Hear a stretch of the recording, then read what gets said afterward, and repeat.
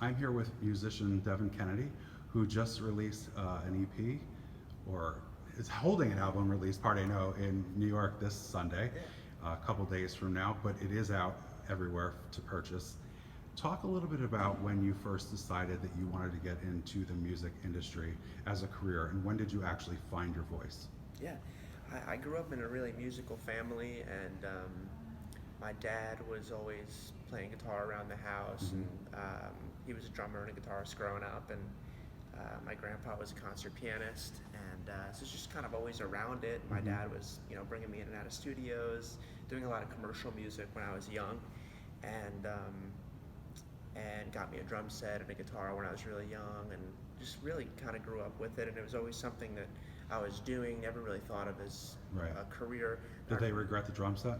No, eventually? not at all. Well, they didn't. Wow. So they started. Yeah, we have a video from Christmas when I was like, I had to be 2 probably, and I was just like hit the snare drum as loud as I can. I think they just were all about it Now from that's the beginning. that's when you know you have the support of your parents. Eventually, you're like, smashing great. the crap out of a drum, and they don't take it away from you. Now, eventually, we moved into a house where it went into the basement, and they built me a little like soundproof kind of thing, so I could play at 3 in the morning, and they could sleep, and it wouldn't be a problem. Did they stick you in there at other times when you were not? Yeah, I'm sure they had a key, and you never know. That's how I got good at the guitar. Devin right? Kennedy, The Lost Years. Yeah, I know. That'll be the second album. Yeah, they'll resurface later. Exactly.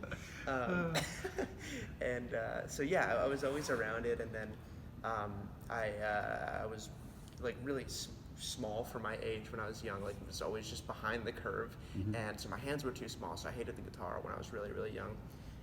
So I was playing drums till I was 12, 13, like just every day, all day, all night. And my music teacher in middle school said, I was at this art school for middle school, and they said there's a garage band class, they called it.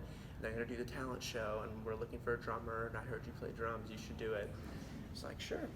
And I ended up doing the song Wipeout. You ever heard that song? This drum solo, like throughout every chorus. So they played that, and I did the drum solo, and I was super nervous. I wore like a Dodgers hat and basketball shorts, perfect show attire, of course. Yeah, of course. And we have the video and everything, and I just like remember the moment walking off stage, and like that was it. Then on, I was never going to do anything else. That was just the journey, Did you go to a performing arts high school, or did you? I didn't. So I went to like an art school, like I said, for middle school. I'm horrible at math, so I was Join the crowd. Bro. Yeah, there you go. You're not Just using math total now, right? Disconnect. Calculate album Not sales, even a little right? bit. Yeah, maybe. Or And get even somebody then, else you're to not do it doing for me. Yeah. Just pull up analytics and look at it.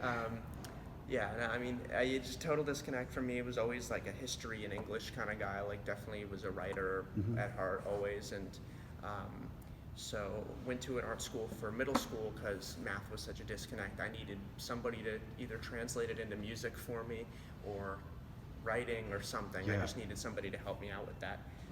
Also was just crazy ADD, like just I still am, just total scatterbrain. Right.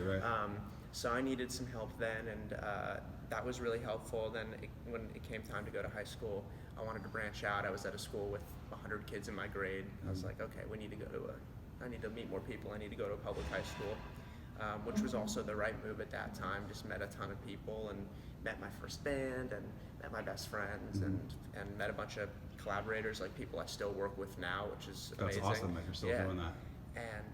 And then eventually went to Berkeley College of Music for college. So I wound up back at an art school. But do you feel that going to a school that catered to your desire to do music as a career helped in terms of you being comfortable growing up, in terms of not being bullied and stuff like that, where if you're in a regular high school, people might be like, oh, you should play football, you should do this, you gotta be a jockey, you gotta be in this club, that club. Definitely. You know what I mean? I think the middle school experience was huge for me, kind of just like finding my voice, like you said before. Not necessarily like my singing voice at that point, but figuring out not only what I wanted to do, but like who I was. Like I think in elementary school, since I was so like ADD and just kind of like weird, I didn't have like that many friends, and that was part of my decision to move to this school, because I was really just trying to figure out what the move was for me. And yeah, so I think that helped. That helped a lot. There was still bullying, definitely. Of course, yeah. Yeah, I mean, that's just how it is. how, You yeah, know? things go. And so You could that turn was around and tough. say, well, where are you now, bullies? Yeah, exactly, right. So and it was interesting because when I went to public school, then the art school, and then back to public school. And when I was going back into high school, I was fully expecting that to be the case again. Mhm. Okay, like I'm gonna be the odd man out here. I'm gonna be like the crazy like arts kid who Right. everyone bullies. And my high school was so big; I had 3,000 kids in my graduating class. Wow, Yeah. holy cow. Um, 3,000 kids in my town. Yeah, let it alone was in- insane. So we, it was like a college. I mean, Yeah. there's just no time to even deal with anybody else. Right, You have your right. 3 friends who are still Yeah. my best friends, and like really no one else even bothered me, you know. Mhm. So that was the right path for me at that time. You know? When did you start pursuing singing? Like, when did you move from, playing the instruments Yeah, to...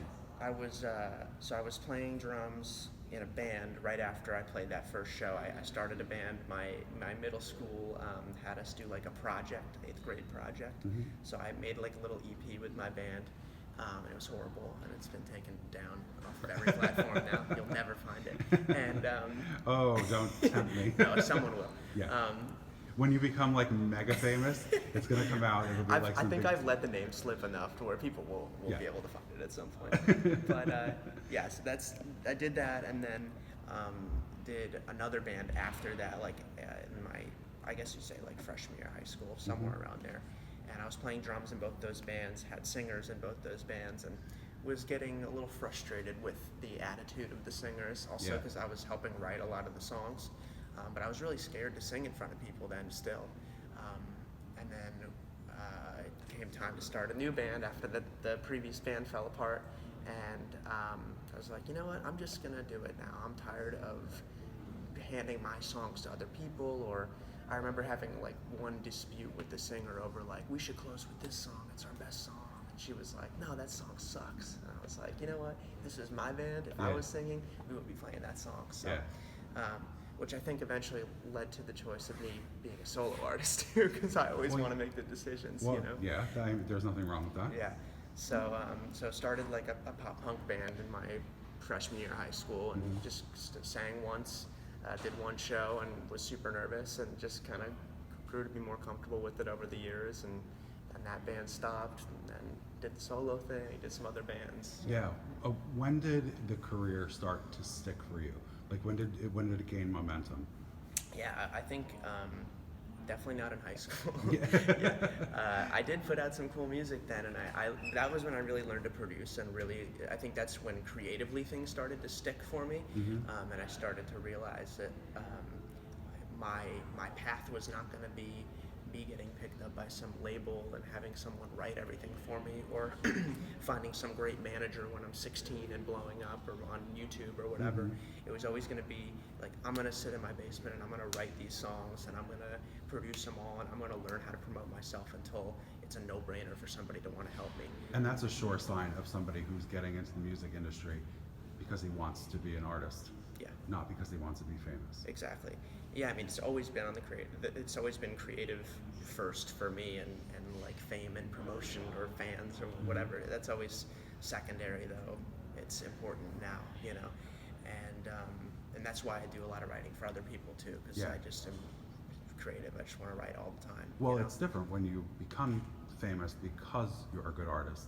It's another for somebody to go with the intention, like, I'm going to be famous, I'm going to be, you know what I mean? Like, It's you're the doing wrong it for approach. the right reason. Yeah, you're doing, I exactly. mean, that's what music is about. You want to connect with people. Yeah. You don't want to just be the next hit person that fizzles out in a year. Yeah, it's also like honing your message too, and figuring out what you want to say as a writer and an artist. But so yeah, I think creatively that's when things started to stick for me. When I was like 16, 17, I had a really great mentor named Pat Reagan, who produced for Kiss and Deep Purple, and he helped me produce my band then. I learned so much. That was 100% the reason why I got into music school for college. And then started kind of trudging along with the solo music, was in and out of some other bands that were being developed, and never really had figured it out until I would say the beginning of 2018. I Okay. put out some music under my own name, and that's when I started to really get fans. I met James Maslow, who's like a great friend of mine, and I've interviewed James before. Yeah, there you go. I think that's how we initially got connected. Yeah, right? it is. Right. So, and James has been the best supporter and collaborator for me over the last couple of years, and I've learned a ton from him. Sorry, I didn't mean to cut you off. Since he was part of a television show that was boy band-esque, did he give you advice on how to not get caught up in the fame part of things? Because he went from that TV show, they were very popular. Yeah, when I it was think running. the credit I'll give to James is I met James when I was really, really young, and just through a mutual friend, and just he like picked me up and which said like the week after I met him, like, hey, in 2 weeks we're gonna go to New York and we're gonna do some press. And I was like 18, and I was like, oh my God, this is crazy. Like, I get to play for this guy. And he never treated me like I was someone who needed to like that he needed to impart things on. I just was with him doing all these amazing things, and just by being there, learned, okay, how do you operate as a solo artist? You know, how do you go and do interviews? How do you like set up sessions and write music and be like a cool person? You know? I can imagine that is something that you would be more receptive to when it's not like, you have to do this, you have to do this, this is what I did to become where I am today. Right. He was kind of letting you figure it out and let your talent speak for just, itself. hey, come and play guitar for me and meet all these great people and That's awesome. see how the music industry works. You know, and that's been the best resource for me as an artist. Just kind of watching that happen, and then putting out music myself over the last couple of years, and being able to say like, okay, well, where was James? You know, where did he do press in New York? Like, maybe I should look into doing that. Like, maybe I should be following closely in his footsteps. You and know, here you are on my website, and here I am, right? That's why he blew up. I mean, because of me. So just hold your breath, and you should be fine in about 20 years. Love it. So when you first started, was your music the same as it is now, or have you evolved into a different genre? Totally evolved. So, I mean, the bands, I was doing like pop punk stuff, and I really wanted to be like All Time Low and Fall Out Boy. That was like my thing growing up. And then when I got into music school, I really like fell in love with the craft of pop music, and knew that's what I needed to be doing. And then I slowly evolved. Like I said, in the beginning of 2018, I put out some music under my own name, and that's when things started to kind of work slowly for me. And even then, that wasn't very poppy, like what I thought. Just what would a solo artist do? Like they would make pop songs, and I was talking about this with somebody the other day. Like back then I wrote 5 songs, just put them out. Just produced them and put them out. No co-writers, nothing. And they still worked to a certain extent. People still liked them. I did like the videos and the promotion, and then quickly took those down, some of them, and realized, okay, I really like R&B stuff. Like I need to find an actual voice. It's not just pop music. It's a lane of pop music, and there's a message, and there's co-writers involved, and there's like a lot of thought that goes into it. So I, like I said, put out 5 songs then, and then I just put out my first project since then, last week. 4 songs. Beautifully done. Thank you. It's so incredible. Thank you. And someone had asked what's the difference between like putting out 5 songs almost 2 years ago now and putting out 5 songs now, and it's really they asked if it's any easier, and I said it's 10 times harder because I'm writing 100 more songs before I choose 4 to release, because I need to figure out what's the message, like what do I want to say, are they cohesive, who's writing on them. There's a million things to consider now, you know, and the thought that goes into it is what makes it, I think, more special, you know. Has writing become easier now that you've been doing it longer? Do you find you enjoy writing over performing? Is it kind of equal now? It's equal now. I think I always want to do the artist thing first and foremost, and the writing, especially for other people, is something I do to open doors for me as an artist. That's always been my approach. But like I said, I grew up in the creative space, and I'm really a writer at heart over anything else. I think to some degree I'm still a little bit uncomfortable with performing even, but I've learned to love it, you know.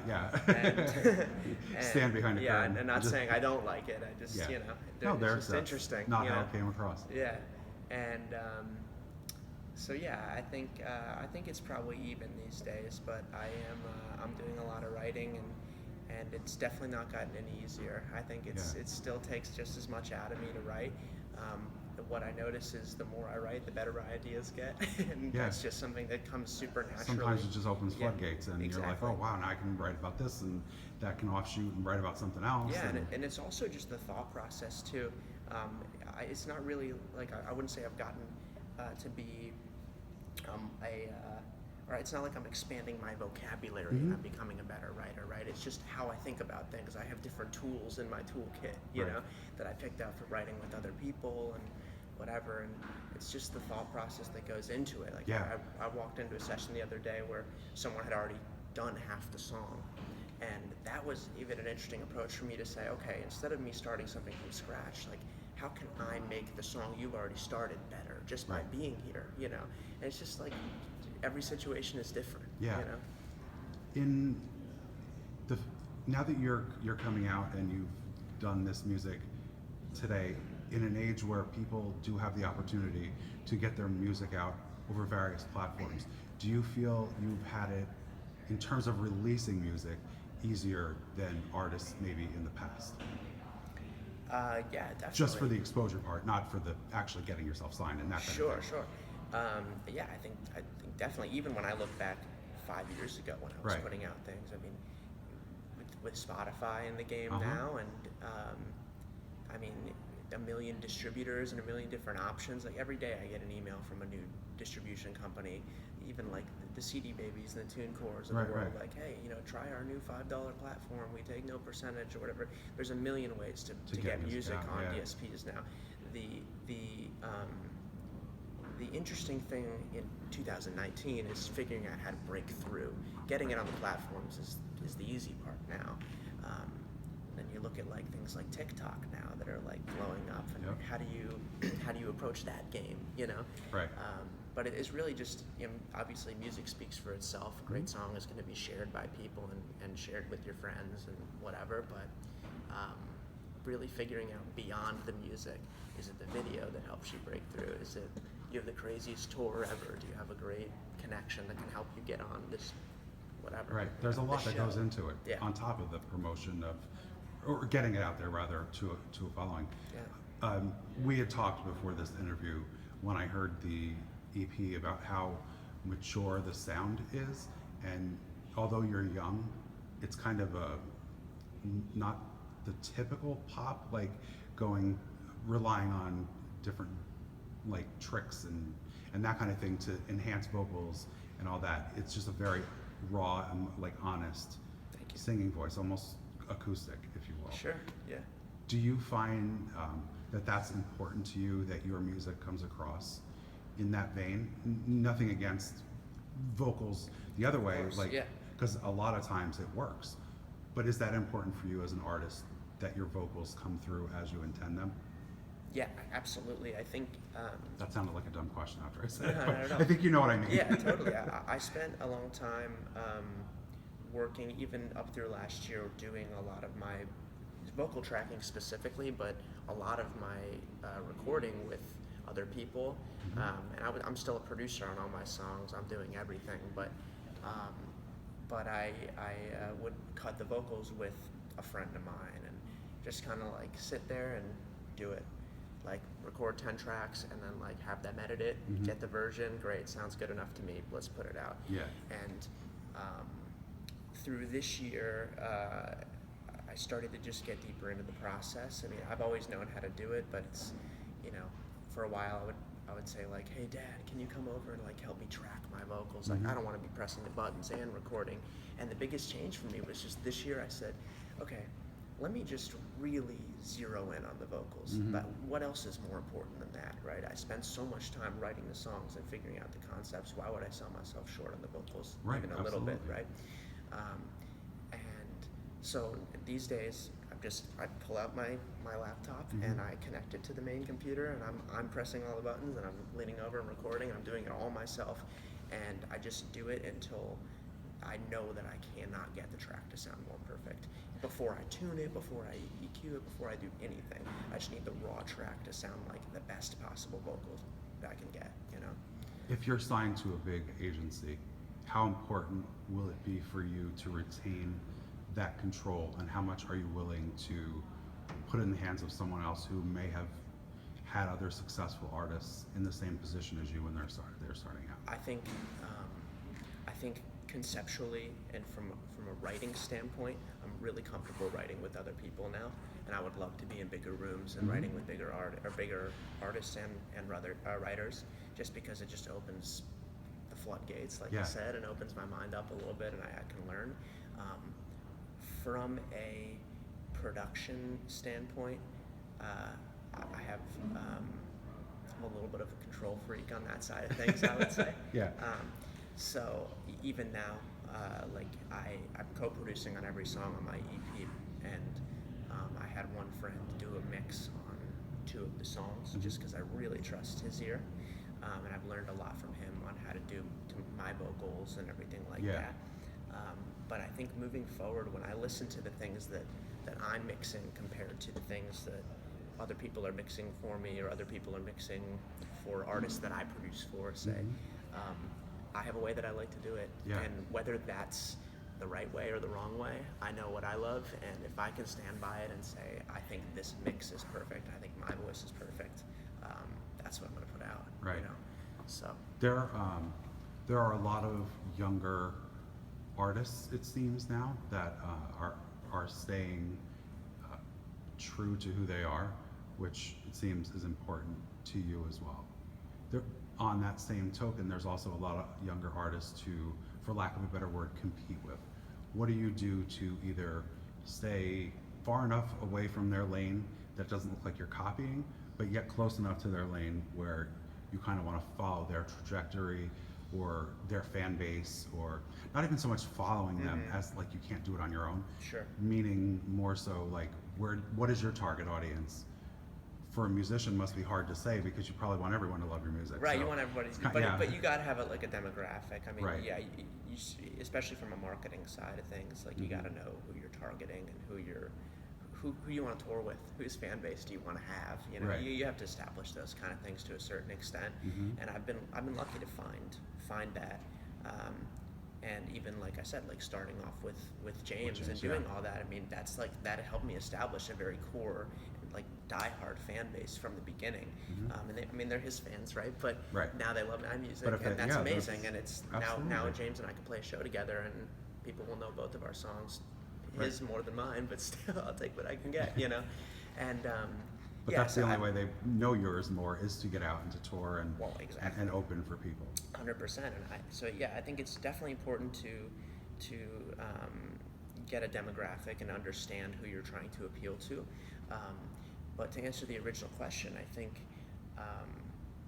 think I've done this on my own, or without a team, or with a very small team, for long enough now to where I know if I had to do all of it, which to a certain extent I am doing almost all of it these days still, if I had to do all the promotion and all the PR and everything myself, it would take all my time. Right. But you wouldn't be able to create or do but anything. I could. Yeah. And so what's been tough but interesting for me is learning when to let go of certain parts of my business and let people help me. Okay, I'm not going to be the guy that's going to mix this song because I'm having trouble with this one. Right. Let's get it to my friend, you know. Or hey, like I just am probably should not be my own publicist. Let's get a publicist now, you know. Yeah. I have noticed that there is a theme with a lot of the younger generation that is popular right now. I'm a fan of Jake Miller's, I'm a fan of In Real Life, and a number of other, of the similar genre. But a big part of what they put out is because they wanted to put it out, and they weren't being told, oh, you can't do that, you can't do this. And do you find that it's easier to do that now when other people, almost like you're locking arms together and saying like, look, this is why we became an artist, to do the music that we want to do, not to sell a million records because we're fitting into a mold. Yeah, and I think that goes back to the whole conversation we were having about how easy it is to release music these days. Like even like Jake Miller and I have the same manager now named Scott. He's the best. And Scott was telling me the other day that when Jake was out of his first major label deal, they didn't go searching for the next deal. They released 2 full albums on TuneCore. Yeah. Like, I was like, what? What do you mean? That's crazy. Like, I don't do TuneCore now. Like, that's nuts. And that's just because they wanted to do it. They had the album, they wanted to put it out, and that's amazing. You know, and I think you see that more and more these days, and it is kind of like a locking arm thing. And I think over anything, you see like Jake is now on Sony, and his whole thing still is Sony's amazing because they don't tell me what to put out. I put that out. So you're seeing this change in the labels too, where okay, we can't really control that anymore, and we want to sign artists who know exactly what they want to do and are self-sufficient. Right. Can hand us the album, and all we can do is light a fire on it. You know? That's right. Yeah. And I think it's important for the artists as well to be heard in their voice and how they want to be taken, instead of a big machine being like, this is what you have to produce. You have to produce this many albums in this many years. You have to do this many singles. You have to be on the cover of this magazine. It's like, I think things, well, that's probably another thing that has changed throughout the years is getting a magazine cover probably is not as important or as, not prestigious, because it's obviously still prestigious. Sure. But that probably doesn't hone in on your popularity so much. It's not like, oh, well, I just got the Tiger Beat cover, or I just got whatever cover. Now my albums are going to blow up. I think now you can do interviews like we're doing and like get to the heart of things. Yeah. And speak candidly and speak for a good amount of time about it. And like that kind of stuff brings buzz and attention. Just being it's honest, different. Yeah, you know? it's different than it was back then. Absolutely. Even for like NSYNC and Backstreet Boys and I mean, obviously they've had a lot of longevity in their careers. I mean, New Kids on the Block are out in walkers now. And that's my era of music, so don't make fun of their age. I did it first, it's all right. You can do it. I opened that door. Yeah, I think you are, like, you're seeing a change day by day even. I mean, playlists are more important than magazine covers now. Doing a really deep, like, podcast about your artistry can go, like, And the Writer Is, I don't know if you ever listen to that, but like doing something like that could be potentially more, you know, better promotion than, I don't even know, right? Like trying to get in the LA Times, like who knows, right? So also there's so many different ways to promote your music now, and so many different like areas that you can just throw money at, and let me try this, let me try that, and that's been part of the process too. It's like, okay, I'm not signed to a label, like I operate on my shoestring budget every release, like what is the best way that I can spend my marketing budget to try to reach as many people as possible and reach my current fans. Yeah. Even, you know. I feel like another aesthetic that may have changed, and it could be because of the music that I listen to now, but the artists are aesthetically pleasing, they're good looking, but that's not the focus. The focus is on their music. I know Jake trains hard at the gym, and like in real life they're all good looking guys, but at the same time they are about making the music. They're not about, oh, look how cute I am, I'm going to be the this one of the band, I'm going to be the that one of the band. Or it's like Jake doesn't care about his image like that either, and I feel you would probably the same way, as in, okay, I'm not going to go spend $1 million to get my hair, like all this kind of stuff.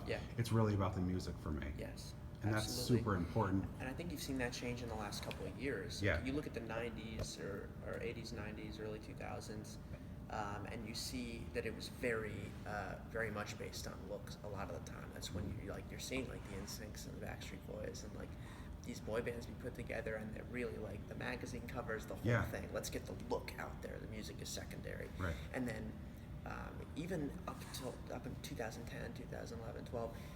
You still see that happening a lot of the time, I feel like. And then you look at like artists like Ed Sheeran breaking through and being the biggest artist in the world. Absolutely. And he is like the greatest example of that. Is so doesn't care, you know. Right. And not that it doesn't matter, right? But absolutely, it's a part of it. It's a part of it, but the music is more important, and I love that that's where we're at now. Right, because anybody could be good looking. Well, not anybody could be good looking. You can be good looking and not have the musical talent. Or it's the the same work thing ethic. with the acting world. It's you can be gorgeous, but you could be the worst actor on the planet. Like, do you want to be known as somebody who is good looking? Then be a model. And not knocking modeling. I'm just saying, you know what I mean? Like, I'm trying to like gently walk a path of you have to worry about your image, but at the same time, it's more important about the music. And I feel nowadays that can kind of get away with that more? Yeah, I think definitely, and you're also looking at like I was saying, like a playlist is probably the most coveted thing you can get on to help promote your music these days. Yeah. Boost those streams, get the sales going, whatever, right? No one can even see a picture of you on a playlist. Right. Only the music matters in that moment. It's just discovery. So that's why great songs just speak for themselves, especially Right. in 2019. That's why there's so much music, but the great songs still will find their way to the top. Very rarely am I finding a song that came out 3 years ago on Spotify where I'm like, this is a hit song. Why did nobody find this song? Right. It always will still have 10 million streams because it found its way to the top of that Absolutely. playlist or whatever. Right. Yeah. So you released the EP. Did it turn out the way that you anticipated that it would? Has it come out and you like it better than you anticipated it? And is there anything you would have changed now that it's been released? Which I Yeah. think all the answers could be kind of similar because you wouldn't put it out if you weren't happy. Sure, right? Yeah, I love it. But so I released 2 of the 4 songs as singles. Started in March with the song called "Something About That Feeling," Mhm. and then in June with the song called "No Worries." And what it really ended up being is, the goal this year was just to put out songs that I love. I didn't have a benchmark for how many songs. I wasn't saying I'm building up to an EP. In fact, if you would have asked me earlier this year, I would have said I'm not going to put out an EP this year. It's a singles world, only singles. Yeah. And so I wrote a lot. I wrote 250 songs this year, probably somewhere around there. Not all for me, but a lot of them for my artist project. And what it ended up being was I just needed to figure out what the sound was moving forward, what the lane was, and also like what is the message? What do I want to say as an artist in 2019? What do I connect to personally? And what it came down to being for me is the whole project is about like genuinely connecting with the people who are important in your life, which is just the most important thing to me. And you can kind of find that said in different ways in each song. The first song is really just about feeling lucky to know the people that you know and feeling grateful to be involved in the circle that you're in. And No Worries is my favorite song on the EP, and that's just about spending quality time with the people you love. And so you can kind of find this family and friends grain in each one of the songs, and that wasn't necessarily the goal. But when you're writing a lot of songs, you really dig really deep into your day-to-day life and your just the smallest aspects and points of your personal life. And what I really connect with the most is just that I work too much, and I'm guilty of not getting enough sleep and just like sacrificing a lot for my career and spending a lot of time on that.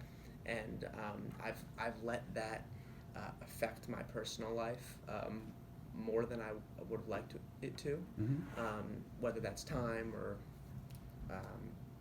financial stuff or whatever. Right. And so the songs for me are a reminder to not sweat the small things, whether that's family, friends, or myself and in my own head, like just to let things go sometimes and make sure that you are finding time for the people you care about. And I think I've definitely come across with that, and that's Awesome. That's exactly what I wanted to say with the project. When it came time to think about doing an EP, that was kind of a suggestion of some people who I work with and who are on my team, and also like just research in general. I think or like singles can help move the ticker for you, but an EP can really define like a very small era for me as an artist, and it felt like the right thing to do this year. And so far the feedback has been amazing, and I just hope that everybody can connect to the songs like I can, because I love them more than anything. So How long will fans have to wait for new music? there will not be any new songs this year. Just like maybe some acoustic versions, some remixes, it's all that October, good so stuff, right? Yeah, we're Give yourself a little getting bit of a towards break. the end. I know. Yeah. I'm already writing. I for want the another next EP stuff, by right? November. Don't Wouldn't be that be lazy. crazy, right? That would be. Yeah. But I think in January there can be everybody can expect at least a new single. What I will say is that next year there will be an album's worth of music. It will not won't come in the form of an album, but Gotcha. there will definitely be an album's worth of music. And yeah, I really, spending the end of this year writing a lot for me. I have a couple writing camps that I've set up just for Devin Kennedy music, Mm-hmm.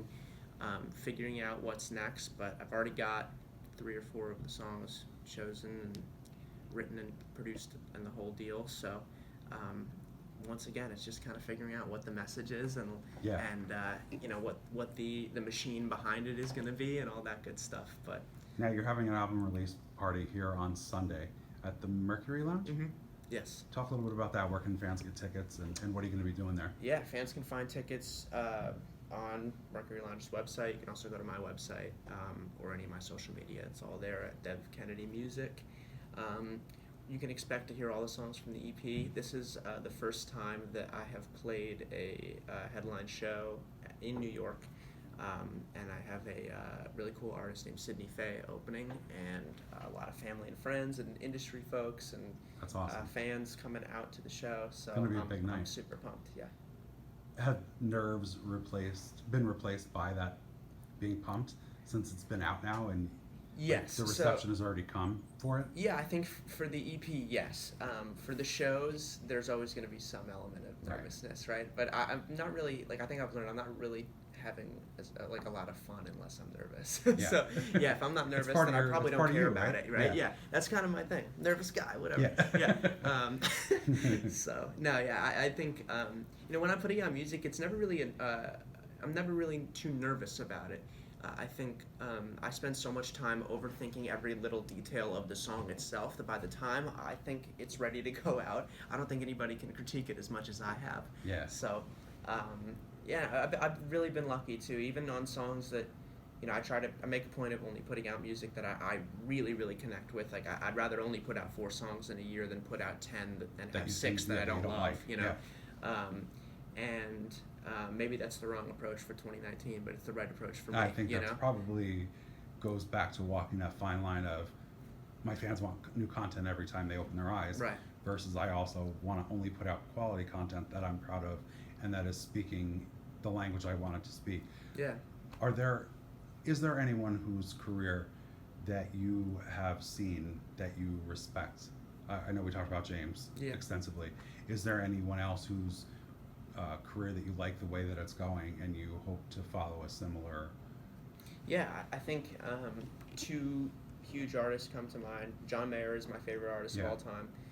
Musically, I would love to follow in that trajectory. Just in the sense of not only does he have fans that are outside of that industry, but pretty much every musician I know is in love with Mhm. John Mayer and wants to follow that career path. Right. So if I can be that for anybody, that's really like the why of my whole career and my artistry. Like if I can inspire anybody to want to do music themselves, or write songs or play guitar or whatever, that is it for me. I would love to be inspiring anybody to want to do something creative.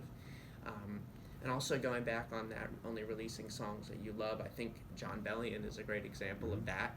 And I was just thinking, like, if I could just put out 4 songs that I love this year, and rather than pushing out 6 other singles that I'm not so sure about or didn't have time to really dig into as much, I'd rather do 4 songs and get a great video for all of them and do an acoustic version for all of them, or a live version, or whatever it may be, Yeah. and really let those songs sit with people and, Mhm. and have people connect to them. That's more important for me. And I also think that shows just how important it is for you to be putting out the music that you want, and you're not doing this to be famous.